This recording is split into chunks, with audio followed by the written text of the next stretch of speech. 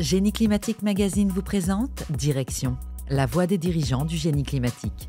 Retrouvez toute l'actualité du secteur sur génieclimatique.fr. Bienvenue dans ce nouvel épisode de Direction.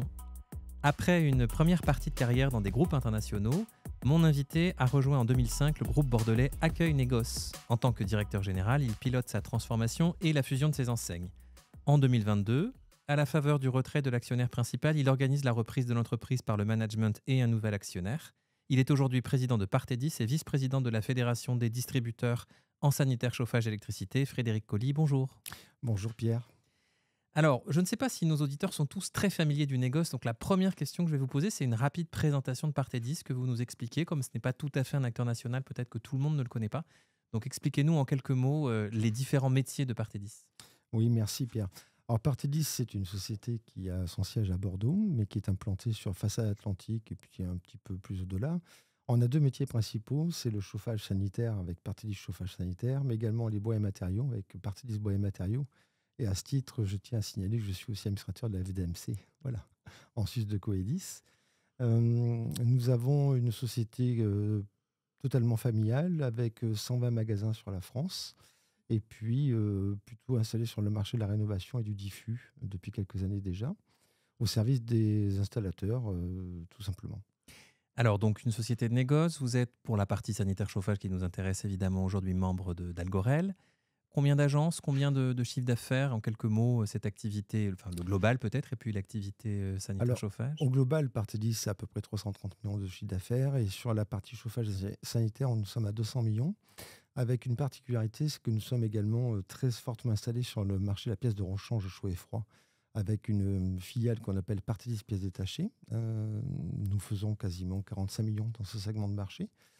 Et à la faveur de notre rapprochement actionnarial, c'est vrai qu'en pièces de rechange, avec une enseigne qui s'appelle PPC, nous frôlons les pas loin de 100 millions en pièces de rechange.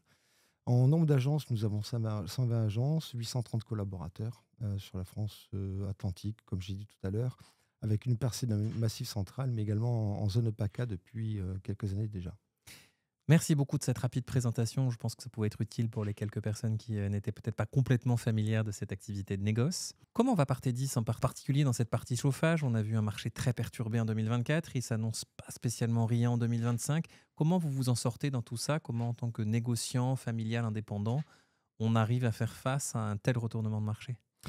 Il est clair que Partedis Chauffage évolue dans un marché qui est en pleine mutation, en pleine transformation. Alors, évidemment, sur le marché des résidentiels, c'est très compliqué puisque, vous savez tous, nous avons un marché qui est en construction neuve en fort ralentissement. Puis les constructions neuves vont être à peu près au niveau de 1954, d'après les sources FFB récentes. Puis le marché de la rénovation, lui, il est directement lié, d'une part, aux transactions dans l'ancien qui sont également en fort recul depuis des mois. Parallèlement, il y a le marché de la transition énergétique qui reste forcément un marché où il y a une forte demande à bas carbone et où il y a encore beaucoup à faire pour contribuer à l'amélioration de l'habitat en France. Cela étant, les systèmes d'aide qui ont beaucoup bougé ces dernières années ne nous ont pas facilité la tâche. Donc c'est clair que Partedis résiste plutôt bien dans ce marché. On est un peu mieux que le marché, mais on le voit encore assez nettement en recul sur 2025. Alors, ce marché résidentiel en fort recul, qu'est-ce qu'il faudrait? Alors bon, le logement neuf, c'est un peu autre chose, c'est vraiment des choix politiques, mais sur la partie rénovation énergétique, qu'est-ce qu'il faudrait pour que ce marché reparte? On a eu l'impression que les chiffres de MaPrimeRénov' étaient peut-être un peu meilleurs en fin d'année dernière. Là, les signaux semblent un petit peu compliqués en début d'année où on nous dit qu'avec l'absence de loi de finances, c'est plus possible de payer. Qu'est-ce qui ferait, à vos yeux, que ce marché de la rénovation énergétique, du remplacement de chaudières, du remplacement de chaudières fuel, etc., pourrait peut-être repartir? Alors, on ne s'attend pas forcément au niveau de 2022, mais en tout cas, peut-être se comporter un petit peu mieux qu'en 2024. Dans le résidentiel, les principales difficultés résident dans l'acceptabilité des coûts d'installation pour les ménages, malgré les aides disponibles, ainsi que dans le manque de main-d'œuvre qualifiée. Il ne faut pas l'oublier pour répondre à la demande. Les contraintes administratives liées aux aides comme MaPrimeRénov' ralentissent parfois les projets et les règles d'éligibilité qui peuvent sembler complexes pour les particuliers. Nous souhaitons une simplification et une stabilisation des dispositifs d'aide pour encourager l'investissement des ménages. Mais il est également essentiel de continuer à sensibiliser et former les installateurs pour garantir des installations de qualité et encourager une adoption plus large des solutions durables. Il est vrai que ces systèmes d'aide, comme le RGE, MaPrimeRénov', ont permis un essor considérable de la transition énergétique ces dernières années. Mais depuis 24 mois maintenant, entre les monogestes, MaPrimeRénov' Global, on assiste à beaucoup de complexité. Il faudrait absolument stabiliser et simplifier le système, sinon on aura du mal à faire repartir le marché, avec pour autant un objectif bas carbone très important en France. Et justement, est-ce que ce système, MaPrimeRénov', des C2E à côté, sauf dans la Réno Global maintenant, RGE, est-ce que ça tient encore la route? Est-ce que finalement, il n'y aurait pas quelque chose à imaginer? On sent qu'un peu partout, il y a des voix qui commencent à dire que par tel ou tel aspect, c'est un peu dépassé. Est-ce qu'il ne faudrait pas remettre à plat? Tout à fait. Le système RGE et MaPrimeRénov' a montré son efficacité en stimulant la rénovation énergétique pendant des années. Maintenant, il montre des signes de saturation liés à la lenteur administrative, des inégalités dans l'accès aux aides et la complexité des démarches. Chez Partidis, nous serions plus favorables à une suppression de ces aides au profit de solutions comme la baisse de la TVA sur la mise en œuvre de produits identifiés. Le système actuel est trop compliqué. Ça nourrit le compte de résultats de sociétés spécialisées dans la captation de ces aides étatiques sans pour autant répondre à une vraie efficacité énergétique. Donc on arrive à la croisée des chemins et c'est effectivement la bonne question. Et en tant que distributeur, je serais enclin à participer à des débats différents pour revoir ces systèmes totalement en profondeur. Le label RGE, pour ne citer que celui-ci, on peut se poser la question de la légitimité de ce label. Il a démarré sous le Grenelle de l'environnement en 2008. Nous sommes en 2024.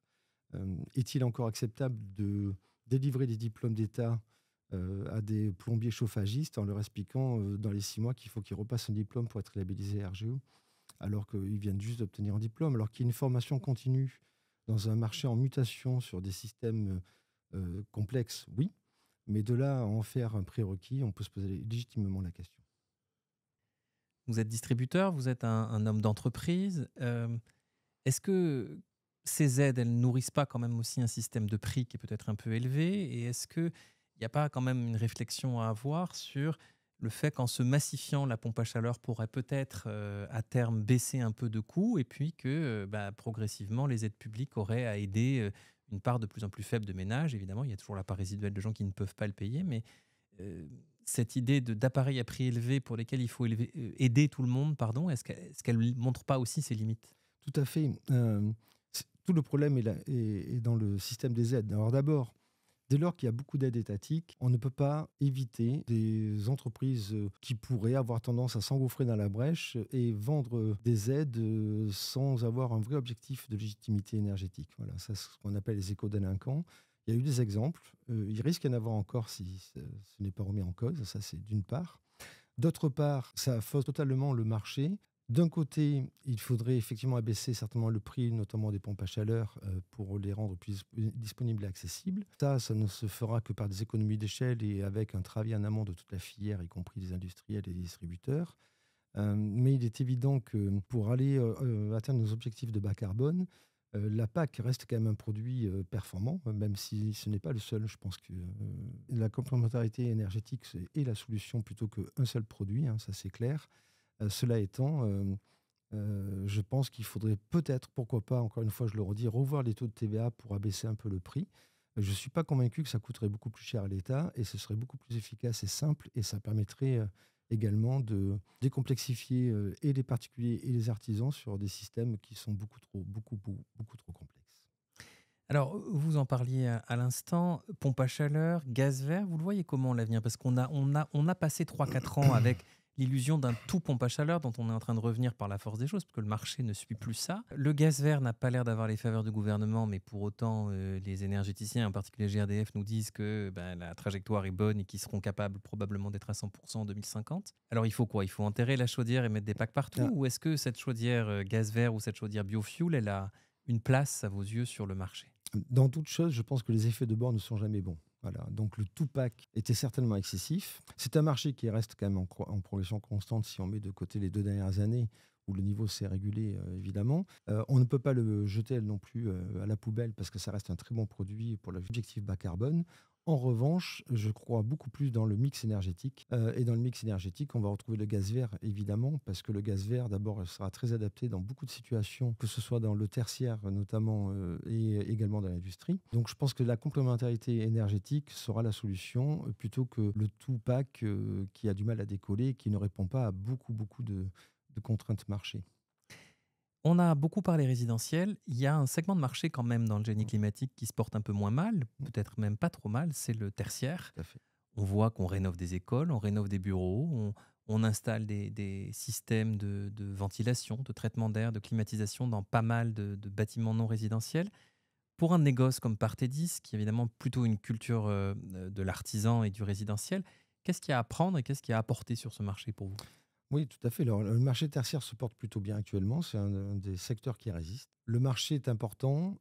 Le distributeur que nous sommes peut avoir une utilité dans la capacité à aider dans les chiffrages, dans l'accompagnement, dans la mise en œuvre logistique des produits, des solutions. En revanche, il est clair également que ce secteur tertiaire, je pense qu'il va résister encore quelques mois, mais il est probable qu'avec la diminution des aides publiques et des budgets des collectivités locales d'une part, et puis le ralentissement de l'économie, ce marché risque de se tarir dans les 12 à 24 mois. Donc pour l'instant, nous, Partedis, on a enclenché, quoi qu'il en soit, une démarche pour aller vers le tertiaire en lien avec des prescripteurs pour faire du chiffrage, de l'accompagnement.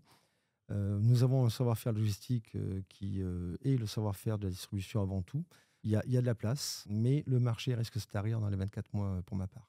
Autre activité qui fonctionne bien dans un marché compliqué, le photovoltaïque. Les particuliers en installent pour de l'autoconsommation. Les entreprises font la même chose. On voit beaucoup de toits qui se couvrent. Alors, il y a toutes sortes d'échelles de projets. Un négoce comme Partedis Sanitaire Chauffage, forcément, regarde ce marché. Qu'est-ce que vous en avez fait? Est-ce que ce sont des produits au catalogue aujourd'hui? Est-ce que vos professionnels le demandent? Oui, tout à fait. Nous, ça a marché. Alors, Partedis était fortement installé sur le photovoltaïque il y a une dizaine d'années.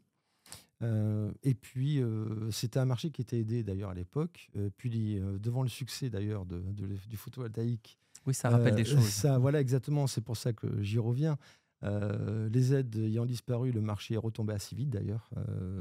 Donc, c'était monté de manière certainement virtuelle et fictive, et puis c'est retombé aussi sec.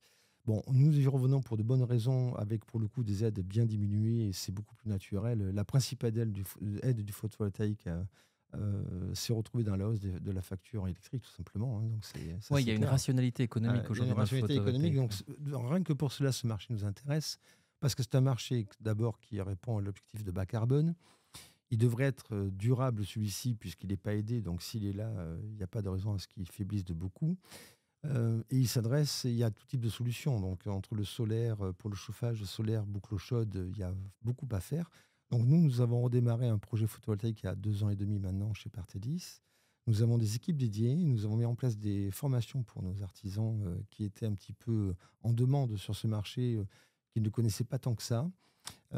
Et notamment, les artisans qui étaient fortement installés sur la PAC se sont vus recentrés sur le photovoltaïque, qui est un métier qu'ils ne connaissaient pas. Donc, Partedis a joué son rôle à plein de distributeurs, conseilleurs. Puis, voilà, donc nous avons fait une percée en chiffre d'affaires, comme beaucoup de distributeurs qui se sont lancés dans le photovoltaïque. Maintenant, l'enjeu pour nous, c'est de maîtriser nos stocks, car c'est un marché où les chaînes de production sont particulières. Il y a le marché chinois et des industriels chinois qui ont une surcapacité de production importante, qui peuvent influer fortement sur les coûts matières. Donc, il faut malgré tout faire très attention à nos niveaux de stock pour tirer notre épingle du jeu dans ce métier. Oui, un distributeur ne redoute rien tant que la baisse des prix, finalement, pour vos propres stocks. La baisse brutale. En fait, comme dans toute c'est chose, ce n'est pas les effets de hausse ou de baisse qui posent problème, ce sont la brutalité des événements. Il y a 2 ans, quand il y a eu la remontée des taux d'intérêt massive, ce qui a fait mal, c'est pas tant la remontée des taux d'intérêt que la brutalité. Ça s'est fait en 3 mois. Quand on regarde nos taux d'intérêt actuellement, qui sont aux alentours de 3,5 à peu près, 3,5, 3,8, ça reste des taux très accessibles. Oui. Hein. Mais sauf qu'on était quasiment à 1. Donc, c'est la remontée en 3 mois qui a fait du mal. Et dans toute chose, c'est cela. L'essor de la PAC en très peu de temps, c'était une bonne chose dans le moment. Mais en réalité, on savait tous très bien dans le métier que c'était exagéré, que ce n'était pas sain. Il y a une régulation du marché qui s'est mise en place, pas forcément pour de bonnes raisons, mais elle était inévitable. Maintenant, il faut que toute chose reprenne un petit peu son cours. Et ce qui est important, c'est le sens de l'histoire. Le sens de l'histoire, il va dans la décarbonation de l'économie, ça c'est clair. Il va dans l'amélioration de l'habitat, et là, on sait qu'on a un potentiel à 30 ans très important. Et pour l'instant, nous sommes dans une conjoncture difficile parce qu'il y a eu la remontée de taux d'intérêt, un effondrement de la construction neuve, de l'ancien, des lois complexes pour la transition énergétique. Mais in fine, tout devrait rentrer dans l'ordre à un moment donné. Et il faut voir le sens de l'histoire. Le sens de l'histoire, il va malgré tout dans l'amélioration de l'habitat. Et le distributeur que nous sommes a encore de belles pages à écrire. Alors, vous parlez d'un monde brutal, en tout cas avec des cycles brutaux, des paradigmes qui changent très vite, des technologies qui évoluent très vite, des systèmes d'aide, des lois, enfin un environnement qui est quand même très instable. Et bon, vous êtes une entreprise autour de 300 millions d'euros de chiffre d'affaires, donc vous avez quand même la capacité d'absorber une partie de ces bouleversements, mais vos clients, notamment les plus petits, ne le peuvent pas forcément. Comment un négoce dans ce contexte-là accompagne ses installateurs, et encore une fois en particulier les plus petits, pour les aider à mieux comprendre, à mieux appréhender, à mieux réagir? À quoi vous servez, à leurs yeux en tout cas, dans ce monde en mouvement? Je pense qu'il faudrait leur demander, évidemment. Non, mais effectivement, c'est un monde en profonde mutation. Alors, je dis ça, en même temps, il y a 20 ans, je pense que je disais déjà la même chose. Mais on a quand même le net sentiment que tout s'accélère quand on regarde de tous bords d'ailleurs, entre la géopolitique, entre la politique intérieure, entre la crise climatique, les contextes réglementaires, l'instabilité gouvernementale récente et tout ce qui s'ensuit. Oui, tout à fait. Donc, bon, ce n'est pas prêt de s'arrêter, voire même ça s'accélère. Bon, un distributeur, quelle est sa légitimité finalement? La légitimité d'un distributeur, c'est de stocker plusieurs gammes de produits pour un artisan, plutôt qu'il ne stocke en direct ou que l'industriel le livre en direct. Si nous, on n'a pas cette valeur ajoutée de pouvoir proposer une offre de service assez complète avec un service logistique qui lui permet de gérer au mieux sa trésor, bon, déjà, pas évident.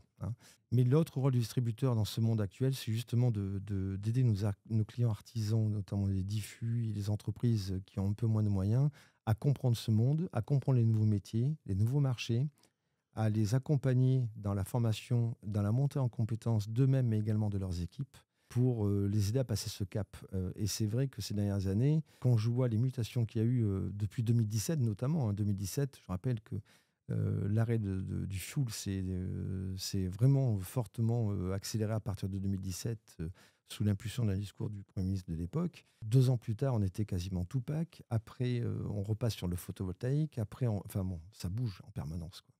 Et notre rôle de distributeur, c'est d'être là, présent, à leur côté. C'est pour ça que d'ailleurs, chez Partidis, on a lancé une offre qui s'appelle le Pass Énergie Pro Service. C'est un club que nous avons lancé pour des clients qui le désirent, pour les accompagner dans leur démarche administrative, pour les montages de dossiers, évidemment dans le cadre de MaPrimeRénov', mais pas que. On les forme également beaucoup à ceux qui le veulent, en tout cas, dans les nouvelles offres, comme le photovoltaïque, mais également, pourquoi pas, la géothermie, parce que pour ma part, je crois beaucoup dans la géothermie dans les prochaines années. Alors là aussi, je ne connais pas la rapidité de l'écriture de l'histoire, mais dans le sens de l'histoire, je suis sûr qu'il y aura forcément beaucoup à faire dans ce segment de marché. Et puis, si ce n'est pas celui-ci, ça sera un autre. Et nous, en tant que distributeurs, nous avons un rôle prépondérant pour accompagner nos artisans à passer ces moments de profonde mutation. Merci beaucoup, Frédéric Colly. Merci beaucoup, Pierre.